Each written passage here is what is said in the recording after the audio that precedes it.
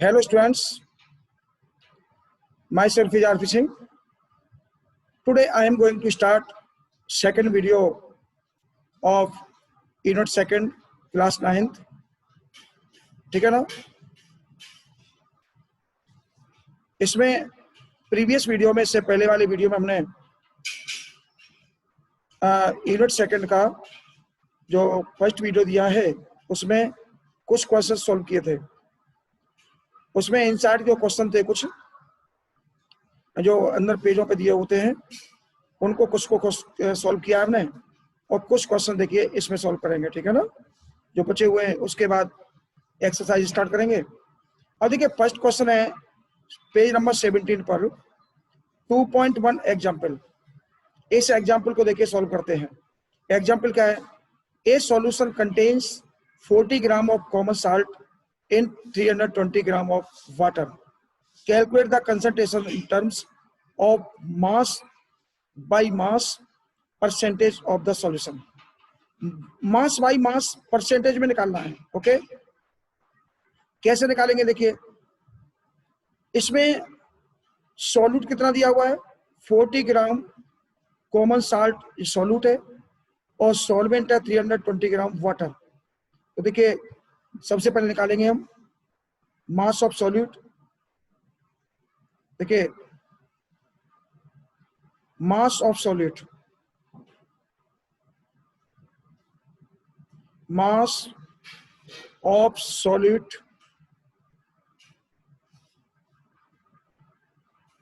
Mass of solute कितना है, 40 ग्राम। ये जो गिवन है वो मैं नोट कर रहा हूं, mass of solute 40 gram. Okay, फिर mass of solvent, mass of solvent,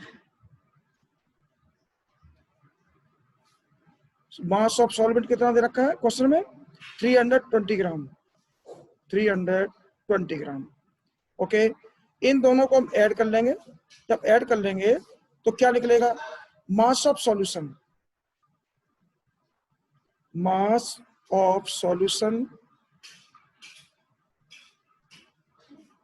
solution में क्या क्या हो गया, सॉल्यूशन में आपके पास दो चीजें हो गई, एक सॉल्यूट हो गया, एक सॉल्वेंट हो गया।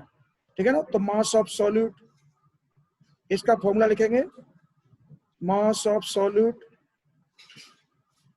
प्लस मास ऑफ क्या आएगा, मास ऑफ सॉल्वेंट। ठीक है ना? मास ऑफ सॉल्वेंट। ओके, अब देखिए इसको ऊपर बढ़ाते हैं पेज को। इन दोनों को देखिए हम ऐड करेंगे, वैल्यू को ऐड करेंगे इसमें। देखिए तो कर्सर ऊपर चला गया। देखिए is equal to mass of solute कितना था, 40 gram plus mass of solvent कितना था, 320 ग्राम। तो कितना आ गया, 360 ग्राम। ओके, जब मास ऑफ सॉल्यूशन आ गया, अब निकालेंगे concentration. Concentration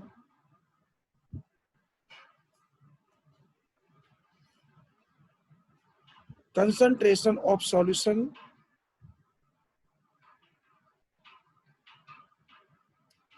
by mass by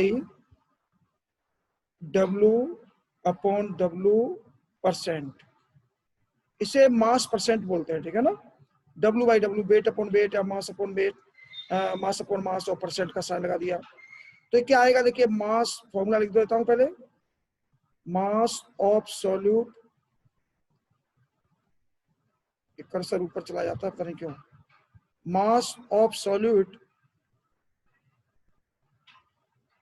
upon mass of solvent, वो सॉल्यूशन, मास ऑफ सॉल्यूशन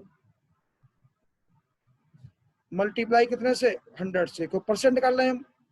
अब देखिए मास ऑफ सॉल्यूट कितना था अपने पास, 40 ग्राम, और मास ऑफ सॉल्यूशन कितना आया, 360 ग्राम, और मल्टीप्लाई कितने से, 100 से।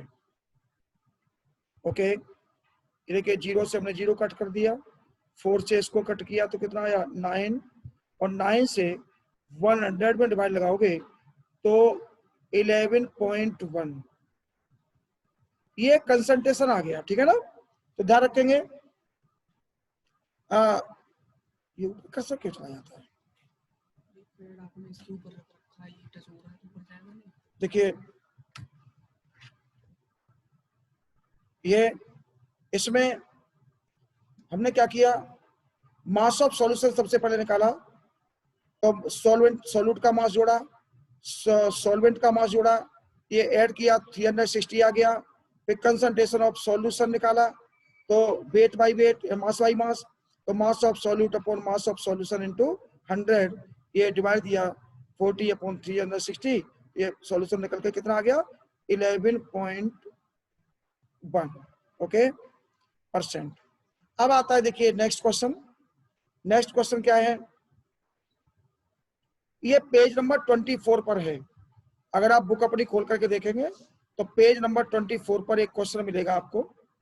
वो क्वेश्चन कौन सा है देखिए, वो क्वेश्चन है question number 1, how will you separate a mixture containing kerosene and petrol, difference their boiling points is more than 25 degrees Celsius, which are miscible with each other। मतलब जो केरोसिन है, केरोसिन का जो बॉइलिंग पॉइंट है और petrol का जो boiling point है, उन दोनों में जो डिफरेंस है वो more than 25 degree Celsius, 25 degree Celsius से इन दोनों में डिफरेंस अधिक है। ठीक है ना, तो अब ये क्वेश्चन है कि केरोसिन को पेट्रोल को दोनों को अलग कैसे करोगे, जबकि दोनों एक दूसरे में मिस्किबल है, दोनों आपस में मिल जाते हैं, घुल जाते हैं। मतलब केरोसिन में पेट्रोल मिलाओगे तो आपस में मिल जाएगी। ठीक है ना, अब दोनों मिले हुए हैं, दोनों लिक्विड फॉर्म में हैं, अब दोनों को अलग कैसे करोगे। तो देखिए लिक्विड के जो सेपरेशन के 4 मेथड्स होते हैं, एक तो सिंपल डिस्टिलेशन, एक कॉलम डिस्टिलेशन, एक स्टीम डिस्टिलेशन, और ये एक लो प्रेशर पर डिस्टिलेशन। तो ये 4 डिस्टिलेशन है, लेकिन 9th स्टैंडर्ड पर केवल एक ही डिस्टिलेशन आपके है जिसको बोलते हैं सिंपल डिस्टिलेशन। सिंपल डिस्टिलेशन, इसका नाम है सिंपल डिस्टिलेशन। क्या नाम है इसका, सिंपल डिस्टिलेशन, ध्यान रखिएगा। तो इसमें सिंपल डिस्टिलेशन आपके इसमें दिया हुआ है, सिंपल डिस्टिलेशन, और बाकी 3 जो है ना आपको हायर स्टैंडर्ड में मिलेंगे, 11th में मिलेंगे आपको। तो देखिए क्या है, जब अगर मान लीजिए दोनों लिक्विड जो आपस में मिले हुए हैं उनमें अगर उनके बॉइलिंग पॉइंट में 25 डिग्री सेल्सियस से अगर मान लीजिए अधिक का अंतर है, ज्यादा वेरिएशन है, ज्यादा डिफरेंस है, तो उसका जो सेपरेशन होता है उन लिक्विड्स का वो सिंपल डिस्टिलेशन के द्वारा होता है। ठीक है ना, और जो कम का अगर 25 डिग्री सेल्सियस से कम का डिफरेंस है तो उसे कॉलम डिस्टिलेशन करते हैं, लेकिन कॉलम डिस्टिलेशन आपके सिलेबस में नहीं है। अब ये क्वेश्चन है तो क्वेश्चन का हमें सॉल्यूशन भी देना है और सिलेबस में है भी नहीं। तो देखिएगा, तो क्या करेंगे, स्टेप इसके क्या होंगे। एक mixture of kerosene and petrol which are miscible with each other can be separated by distillation method। इसमें ओनली डिस्टिलेशन मेथड लिखा हुआ है। डिस्टिलेशन मेथड में आपको 4 टाइप के बताए हैं, लेकिन इसमें जो है ना इसमें सिंपल डिस्टिलेशन लगेगा, ध्यान रखिएगा। अब डिस्टिलेशन मेथड होता क्या है, तो डिस्टिलेशन मेथड और समझ लो पहले what is meaning of distillation. तो पहले देखिए मैं डिस्टिलेशन का मीनिंग आपको क्लियर कर दूं कि डिस्टिलेशन होता क्या है। देखिए डिस्टिलेशन जो है ना 2 प्रोसेस आती है इसमें, एक तो आती है वेपराइजेशन,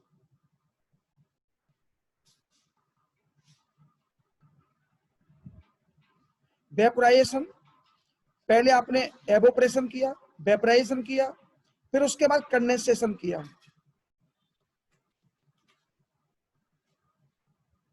कंडेंसेशन, और कंडेंसेशन के बाद जब कंप्लीट हुआ तो इसे बोलेंगे डिस्टिलेशन, डिस्टिलेशन। यानी वेपोरेशन करो, एवोपरेशन करो और कंडेंसेशन कर दो, तो इसके बाद जो कंप्लीट बनेगा उसे बोलेंगे डिस्टिलेशन। तो डिस्टिलेशन में कितनी चीज आएंगी? दो, एक वेपोरेशन आएगा, वेपराइजेशन आएगा, और एक कंडेंसेशन आएगा। अब क्वेश्चन है कि वेपराइजेशन क्या होता है? इसे एवोपरेशन भी बोलते हैं। जब किसी लिक्विड को मान लीजिए लिक्विड चेंज होता है सपोज गैस में, वेपर में, जिसे आप वेपर बोल सकते हैं, ठीक है ना। वेपर क्या है? गैस फॉर्म में होती है।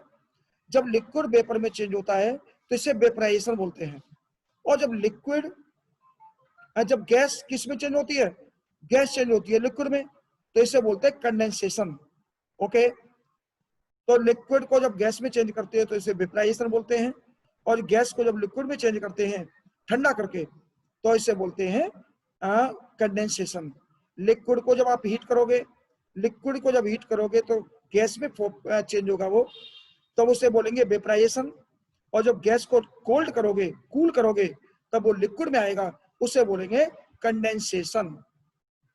ऐसे मान लीजिए कि जो बारिश होती है ना, बारिश, रेन, पूरी साल जो पानी वेपराइजेशन होकर के उड़ता रहता है। लिक्विड जो पानी नीचे भरा हुआ है, वाटर जमीन पर, वो लिक्विड फॉर्म में जब भरा हुआ है, वो धीमे धीमे करके वेपर के फॉर्म में चेंज होकर के और आसमान में चला जाता है, ऊपर चला जाता है, बादल बन जाते हैं उसके।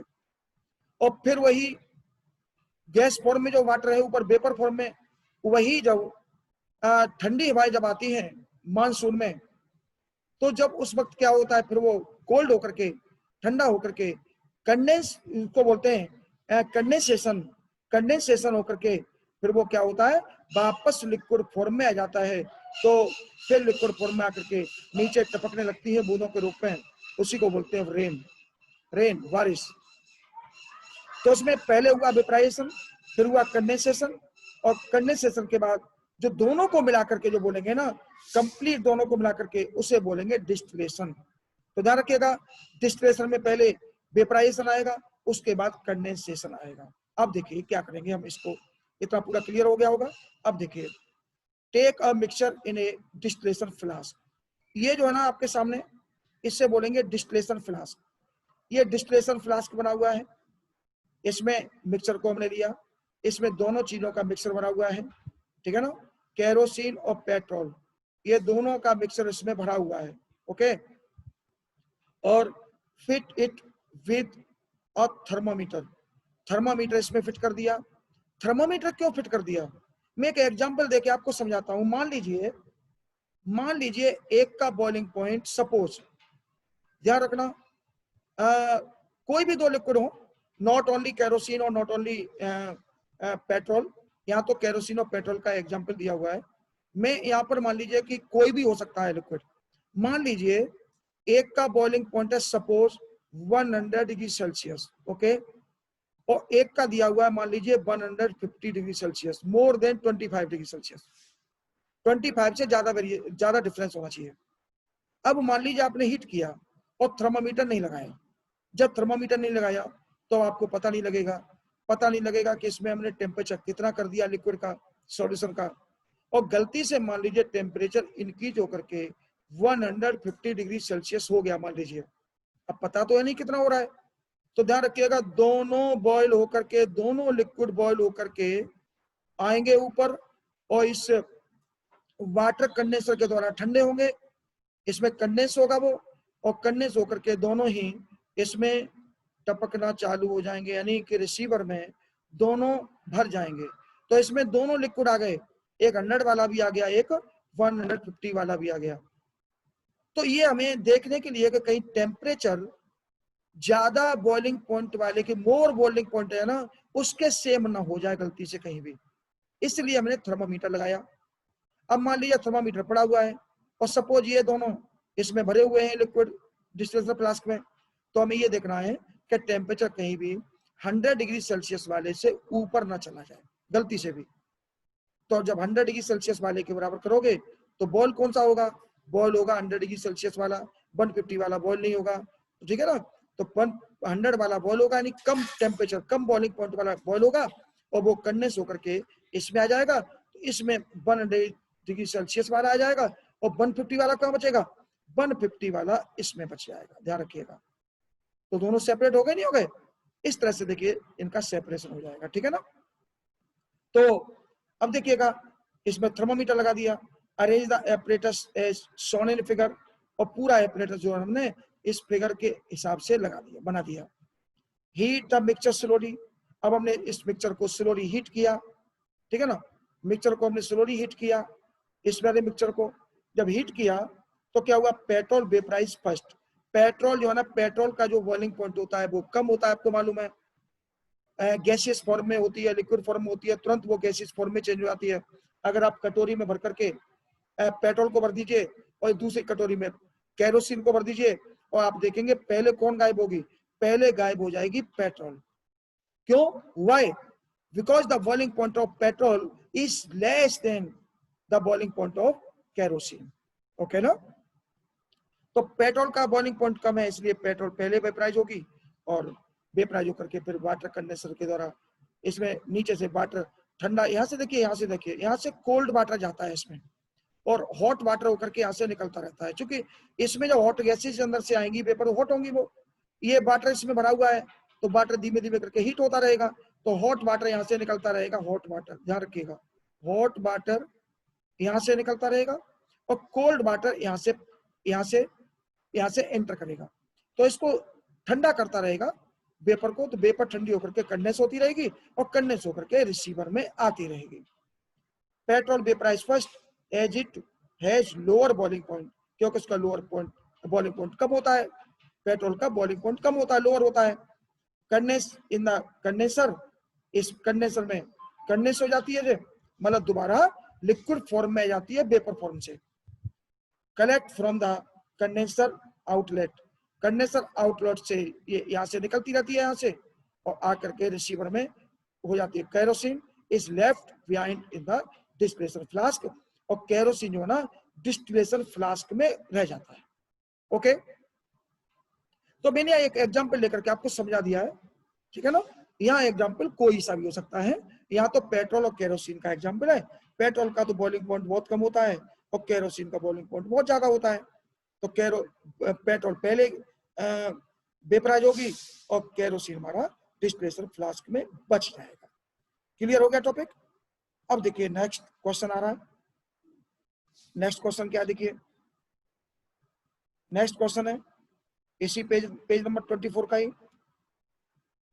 Name the technique to separate butter from curd, दही से आपको बटर अलग करना है। मक्खन, घर पे आपने देखा होगा, दही को जो है ना, कर्ड में से मक्खन को कैसे निकालते हैं, तो वो मेथड होता है सेंट्रीफ्यूगेशन। सेंट्रीफ्यूगेशन आपने देखा होगा, अपने घर पे देखना, समझने की कोशिश करना, दही में से जब मक्खन निकाला जाता है कर्ड में से, तो उसे पहले फेरा जाता है, मथा जाता है, अच्छी तरह से घुमाया जाता है। उसमें एक इंस्ट्रूमेंट होता है जो दही के अंदर, उसे घुमाया जाता है, बार बार तेजी से घुमाया जाता है, तेजी से घुमाया जाता है। तो क्या होता है, जो मक्खन है ना, फैट एक्चुअली होता क्या है, दूध में आपने देखा होगा फैट, जो मिल्क है ना, मिल्क जो है वो किससे बनता है, मिल्क का जो फॉर्मेशन है, अगर मिल्क को आप ब्रेक डाउन करोगे, तोड़ोगे, तो क्या क्या निकलेगा, एक तो निकलेगा फैट और एक निकलेगा वाटर, ठीक है ना। तो मिल्क का जो फॉर्मेशन हुआ है वो वाटर और फैट, इन दोनों को मिलाकर के मिल्क बनता है, ध्यान रखिएगा। फैट को वाटर में घोला तो क्या बना, मिल्क, और मिल्क से आपने कर्ड बना लिया, ठीक है ना। मिल्क से फर्मेंटेशन करके, मिल्क का फर्मेंटेशन करके कर्ड बना लिया आपने। तो कर्ड में क्या होगा, कर्ड में फैट और वाटर होगा। अब सेंट्रीफ्यूगेशन करोगे, इसमें एक इंस्ट्रूमेंट को बहुत तेजी से घुमाओगे, तेजी से घुमाएंगे आप ऐसे करके, घर में देखना आप प्रैक्टिकल, ऐसे प्रैक्टिकल एक चलता है, ठीक है ना, ऐसे प्रैक्टिकल एक करेंगे, बहुत तेजी से प्रैक्टिकल को करेंगे, तो जाकर के क्या होगा कि उसमें से जब तेजी से आपेंगे ना, तेजी से मक्खन में डाल करके इंस्ट्रूमेंट को जब तेजी से करेंगे तो क्या होगा कि जो फैट है वो वाटर का साथ छोड़ देगा सेंट्रीफ्यूगेशन के द्वारा, तो फैट अलग हो जाएगा, वाटर अलग हो जाएगा। आपने देखा होगा मट्ठा बन जाता है ना, मट्ठा, मट्ठा में मोस्टली वाटर होता है, फैट थोड़ा सा बच जाता है उसमें, इसलिए वो फैटी होता है, चिकना होता है, ठीक है ना। ऐसे करके फैट अलग होता है। तो कौन सा मेथड लगाएंगे? सेंट्रीफ्यूगेशन। और साल्ट फ्रॉम सी वाटर, समुद्र के पानी से, सी वाटर से साल्ट यानी नमक NaCl, सी वाटर से जो है ना साल्ट को आप अलग करना चाहते हो, साल्ट यानी कि NaCl, जो कॉमन साल्ट बोलते हैं इसको, जो कॉमन साल्ट है ना, जो कहां से आता है मालूम है आपको? ये सी वाटर से, समुद्र के पानी से NaCl को बनाया जाता है। जो नमक खाते हैं ना, सब्जी में डालते हैं, वो सी वाटर से तैयार होता है। सी वाटर आपने सुना होगा बहुत ही सॉल्टी होता है, बहुत ज्यादा नमकीन होता है, बहुत ज्यादा नमक है उसमें, ठीक है ना। तो क्या करते हैं उसमें, आपने क्या किया, वहां पर जो बनाने का तरीका है ना, वहां पर क्या करते हैं, जो फार्मर लोग हैं ना, जो बनाते हैं इस काम को, साल्ट को, वो क्या करते हैं, सी वाटर को ला करके खेतों में बड़ी बड़ी क्यारियों भर लेते हैं। और क्यारियों भरने के बाद क्या होता है कि वो पानी जो है ना, वाटर को, कुछ वाटर को तो जमीन पी लेती है नीचे, और कुछ वाटर जो है ना बेप्राइज हो जाता है, बेप्राइज हो जाता है वाटर, ये वाटर बेप्राइज हो जाता है, ठीक है ना। और इसमें जो नमक, जो साल्ट घुला हुआ था, वो साल्ट धीमे धीमे क्या होता है, साल्ट उसके अंदर केवल जमीन पर पड़ा हुआ रह जाता है, और वाटर उसमें से गायब हो जाता है। इसमें क्या था, सी वाटर में वाटर होता है, और वाटर होता है, और प्लस NaCl होता है, और जब वेपराइज होता है वाटर, तो बचता है केवल NaCl। बस वो इतना है कि वो इम्प्योर होता है, तो उसको जाकर के फैक्ट्री में ले जाकर के प्योर कर लिया जाता है, ठीक है ना। अब ये तो यही पूछा है इसमें कि कौन सा मेथड लगाएंगे, तो आप ध्यान रखिएगा, एवोपरेशन, वेपराइजेशन करेंगे। एवोपरेशन मेथड का नाम हो गया, और वाटर का वेपराइजेशन कर देंगे तो साल्ट उसमें बच जाएगा। अब कैम्फर फ्रॉम साल्ट, मैं पिछले वीडियो में एक कैम्पर का एग्जाम्पल दिया था, एक डायग्राम भी बताया था आपको। कैम्पर का जो है ना, कैम्पर को फ्रॉम साल्ट, अगर मान लीजिए साल्ट, NaCl और कैम्फर, NaCl और कैम्फर अगर दोनों मान लीजिए मिक्स हो जाते हैं, दोनों व्हाइट होते हैं, ध्यान रखिएगा, दोनों व्हाइट होते हैं और दोनों मिक्स हो जाते हैं, दोनों सॉलिड होते हैं, तो दोनों को कैसे अलग करेंगे, ठीक है ना, कैसे अलग करेंगे दोनों को? तो ध्यान रखिएगा, सब्लिमेशन इसकी प्रोसेस होगी। ये सब्लिमेशन अगर आपने नहीं देखा है तो पिछले वीडियो में आप देखें, और उसमें मैंने विद डायग्राम अच्छी तरह से क्लियर किया है। क्या करते हैं, सब्लिमेशन क्या होता है, मैं इसकी डेफिनेशन ओनली ओरली बोल देता हूं, आपको रिवाइज हो जाएगी। The phenomenon in which the solid substance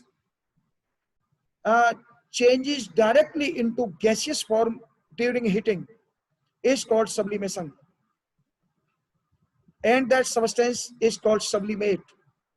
जो सॉलिड हीट करने पर विदाउट मेल्टिंग, मेल्ट न हो, और डायरेक्ट सॉलिड से जो है ना, सॉलिड से डायरेक्ट वो गैसियस फॉर्म में आ जाए, विदाउट मेल्ट हुए हीट करने पर, और गैस को जब ठंडा करें हम, कोल्ड करें, तो डायरेक्ट फिर वो सॉलिड में आ जाए, वो लिक्विड में आए। मोस्टली आपने देखा होगा सॉलिड, ज्यादातर आप मोस्टली आप देखेंगे सॉलिड को जब हीट करते हैं तो पहले वो लिक्विड फॉर्म में आते हैं, और लिक्विड से फिर जब हीट करते हैं तो गैसियस फॉर्म में जाते हैं, और फिर गैस को जब कोल्ड करते हैं, ठंडा करते हैं, तो फिर लिक्विड फॉर्म में आती है, और लिक्विड को जब ठंडा करते हैं तब जाकर के सॉलिड बनता है। लेकिन कुछ सॉलिड ऐसे होते हैं जो गर्म करने पर डायरेक्ट गैसियस फॉर्म में चले जाते हैं, और गैस को ठंडा करने पर डायरेक्ट वो विदाउट लिक्विड फॉर्म में आए हुए डायरेक्ट सॉलिड फॉर्म में आ जाते हैं। इन सबस्टेंसेस को बोलते हैं सब्लिमेट। और सब्लिमेट के एग्जांपल मैंने दिए पिछले वीडियो में, एक कैम्पर है, आयोडीन है, ठीक है ना।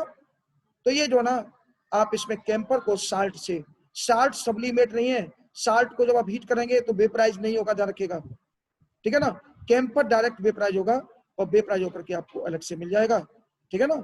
ऐसे करके सब्लिमेशन से हमने कैंपर को प्राप्त कर लिया। ओके, अब आता है next question, question number 3। What type of mixture are separate by the technique of crystallisation. Crystallisation के द्वारा आप किस टाइप के मिक्सचर को अलग करेंगे। तो crystallisation technique is used to purify solid with from impurity in it. Example salt from sea water.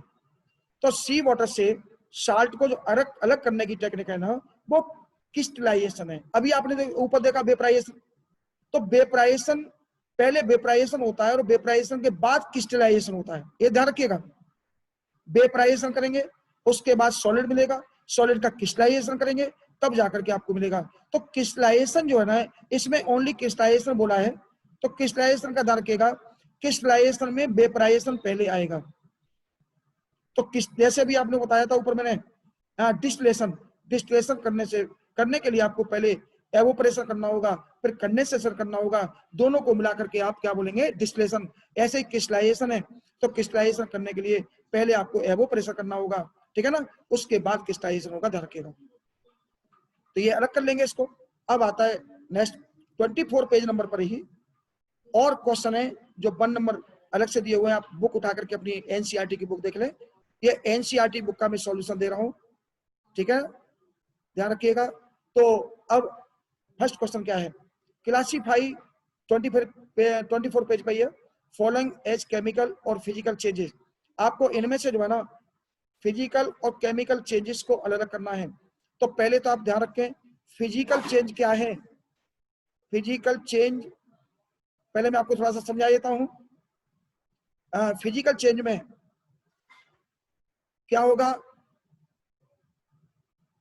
Physical change में ध्यान रखिएगा केवल स्टेट चेंज होगी, इसमें केवल स्टेट चेंज होगी, स्टेट, और मतलब वो सबस्टेंस चेंज नहीं होगा। और केमिकल चेंज में क्या होगा, केमिकल चेंज में सबस्टेंस ही चेंज हो जाएगा, सबस्टेंस ही। केमिकल चेंज में सबस्टेंस चेंज हो जाएगा और फिजिकल चेंज में स्टेट चेंज होगी, ध्यान रखिएगा, ठीक है ना।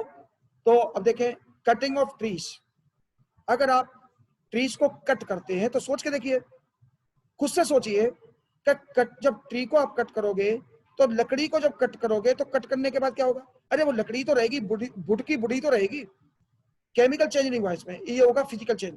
Melting of butter in a pan, अगर पेन में आप बटर को, मक्खन को मेल्ट करते हो तो मेल्ट करने पे क्या होगा, अरे पहले वो बटर सॉलिड में था, सॉलिड से वो लिक्विड में आ गया तो स्टेट चेंज हुई, लेकिन पहले भी वो बटर था, जब सॉलिड में था और लिक्विड में आया तब भी वो बटर ही रहेगा, इसलिए ये फिजिकल चेंज में आएगा।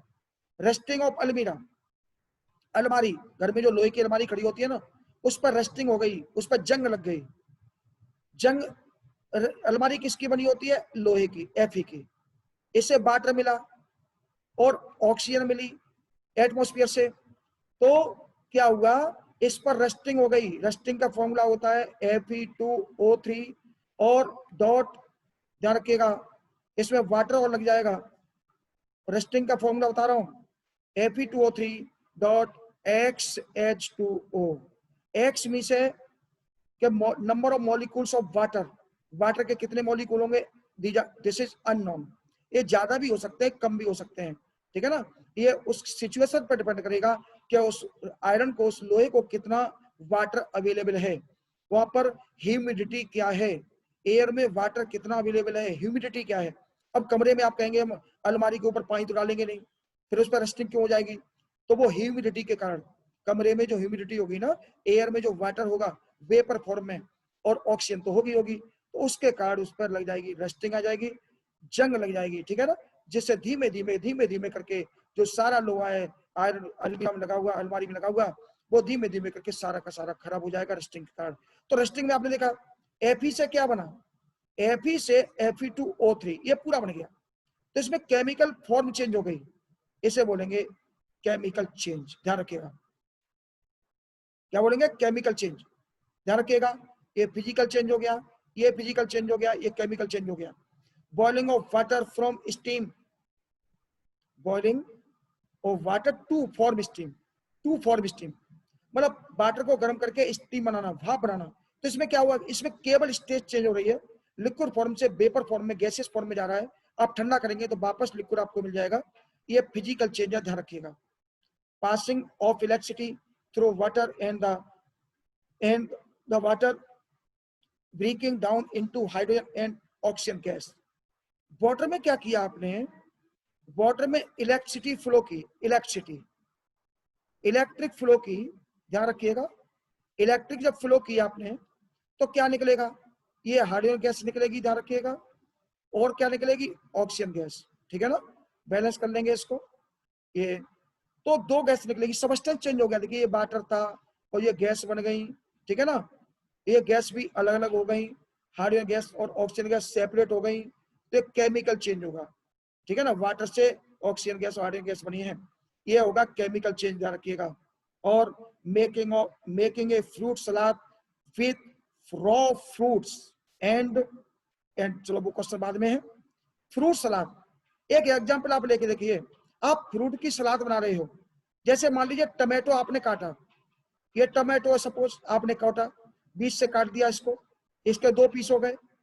जब दो पीस हो गए तो दो पीस में क्या वो दोनों टमाटो नहीं है, क्या दोनों वो टमाटर नहीं है, दोनों ही टमाटर होंगे। ऐसा नहीं है कि वो टमाटर से मिर्च बन जाए, टमाटर से मूली बन जाए, टमाटो से कैरेट बन जाए, टमाटो से रेडिश बन जाए। It is not possible. वो टमाटो है तो टमाटो ही रहेगा कटने से पहले, रेडिश है तो रेडिश रहेगी, और कैरेट है तो कैरेट रहेगी, जो भी है वो वही रहेगा, सेम, ध्यान रखिएगा। फ्रूट हो, वेजिटेबल हो, कोई भी हो, तो कट करने से वो चेंज नहीं होने वाला, इसलिए इसको बोलेंगे फिजिकल चेंज। और burning of paper and would, paper को और वुड को, लकड़ी को जब आप जलाते हो तो जलने के बाद आपने देखा होगा आस यानी राख बनती है और कई गैसेज निकल जाती है, CO2 CO वगैरह, तो ये चेंज हो जाता है, इसको बोलेंगे केमिकल चेंज। ओके, ये ऐसे करके हमने सेपरेट कर दिया है। फिजिकल चेंज लिख दिया, देखिए इसको टेबुलेट कर दिया हमने, ये फिजिकल चेंज लिखे हुए हैं। Cutting of tree, melting of butter in a pan, boiling of liquid, boiling of water to form steam, dissolving common salt in water. अच्छा ये छूट गया शायद, कहाँ है, देखिए डिजॉल्विंग, ये छूट गया गलती से, इसको दोबारा देख लेते हैं। Dissolving common salt in water, मतलब वाटर में डिजॉल्व करना यानी घोलना, कॉमन साल्ट को घोलना पानी में। जब मान लीजिए NaCl को जब आप वाटर में घोलते हो तो वाटर में घोलने के बाद क्या कोई नई चीज बन जाएगी? सोच के देखिए, खुद से सोचिए, अगर वाटर में आपने NaCl को, कॉमन साल्ट को घोला तो क्या कोई नई चीज बनेगी? अगर ऐसा होता तो सब्जी में रोजाना वाटर पड़ता है और कॉमन साल्ट भी पड़ता है, तो कॉमन साल्ट का फिर वो साल्ट का टेस्ट ना देकर के किसी और का टेस्ट देता, ठीक है ना। साल्ट खत्म हो जाता, कुछ और चीज बन जाती, नहीं, देखिए ऐसा नहीं होता। वो वाटर में घुलने के बाद भी नमक नमक ही, साल्ट साल्ट ही रहता है, ध्यान रखिएगा, ठीक है ना। आप घोलने के बाद वाटर को आप वेपराइज कर दीजिए, अगर आप वाटर को वेपराइज कर देते हैं तो फिर आपको NaCl ही मिल जाएगा, तो इसको बोलेंगे हम फिजिकल चेंज। और केमिकल चेंज में rusting of alumina, passing of electricity through water and then breaking down into hydrogen and gas, oxygen gas, or burning of paper and food. Okay, clear हो गया होगा, मैं समझता हूँ अच्छी तरह से क्लियर हो गया होगा। अब देखिए नेक्स्ट लास्ट क्वेश्चन इस वीडियो का, देखिए क्वेश्चन नंबर 2 इसी पेज का, पेज नंबर 24 का। और इनसाइड जो क्वेश्चन है उनमें से सबसे लास्ट क्वेश्चन ये है, इसके बाद इनसाइड पेपर पर, इनसाइड पेज पर कोई क्वेश्चन नहीं बचेगा। आप अपनी बुक चेंज कर चेक कर लें, अगर कोई हो तो पूछ के देखें, मैसेज करें। इसके बाद हम अगले वीडियो में एक्सरसाइज शुरू करेंगे। देखिए, try segregation the things around you as pure substance of mixtures. मतलब सेग्रीगेशन का मतलब होता है सेपरेट, सेपरेट कीजिए, छांटिए, पिक आउट कीजिए अपने अराउंड मींस चारों, अपने चारों ओर से कुछ मिक्सचर और कुछ प्योर सब्सटेंस छांट करके बताइए, एग्जांपल दीजिए। तो हमने देखिए वाटर, देखिए वाटर मींस ओनली वाटर है, ध्यान रखिएगा। अगर मान लीजिए नाली भरा हुआ पानी है, सपोज आपने ले लिया, तो वो प्योर नहीं होगा। अगर मैं वाटर की बात कर रहा हूं तो ध्यान रखिएगा वाटर मीन्स ओनली वाटर, ये ध्यान रखें आप, ओके। और क्योंकि वाटर किसी दो लिक्विड से मिलकर नहीं बना, दो सब्सटेंस से मिलकर नहीं बना, ये केमिकल चेंज हुआ है इसका। अब देखिए शुगर है, शुगर मीन्स ओनली शुगर, अगर शुगर में आप NaCl मिला दोगे तो जाके वो इम्प्योर होगा ना, तब जाके मिक्सचर बनेगा ना, लेकिन शुगर मीन्स ओनली शुगर है। Gold, gold means only gold, उसमें कुछ मिला हुआ तो है नहीं, ठीक है ना, तो वो भी प्योर हो गया। अब मिक्सचर में देखिए विरास, विरास जो है ना, विरास पीतल बोलते हैं घर में इसको, विरास जो है ना, ये किससे मिला के मिलके बनती है, 70% कॉपर होता है इसमें Cu, और 30% जिंक होती है, तो मिक्सर हो गया ना ये कॉपर का जिंक का। मिल्क, ये फैट और वाटर का मिक्सर होता है। एयर में तो बहुत सारी गैसेज होती है, आपको मालूम है, एयर में O2 होती है, N2 तो मेन होती है, CO2 होती है, CO भी हो सकती है, एटसेट्रा, बहुत सारी गैसेज हैं। तो ये मिक्सचर हो गई, एयर भी मिक्सचर होगा, ध्यान रखिएगा, मैनी गैसेज का, ओके। तो ये देखिए हमने इस वीडियो को क्लियर किया, इन सारे क्वेश्चन खत्म हो गए, इनको अच्छी तरह से समझने की कोशिश करेंगे, ठीक है ना। इसके बाद अगला वीडियो आपको एक्सरसाइज का मिलेगा, जिसके सारे क्वेश्चन आपको सॉल्यूशन में मिलेंगे, ओके। अब देखिए हम इसको खत्म करते हैं, ओके। Thanks for you